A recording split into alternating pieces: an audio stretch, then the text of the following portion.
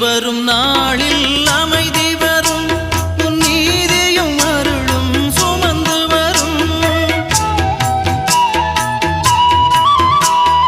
இரவின் இருளிலும் பயம் விலகும் உன் கரத்தின் வலிமையில் உயர்வு வரும் கால்களும் இடறி வீழ்வதில்லை தோள்களும் சுமையால் சாய்வதில்லை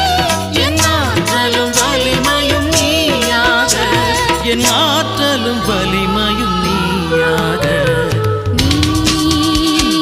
ஒளியாகும் என் பாதைக்கு விளக்காகும் நீ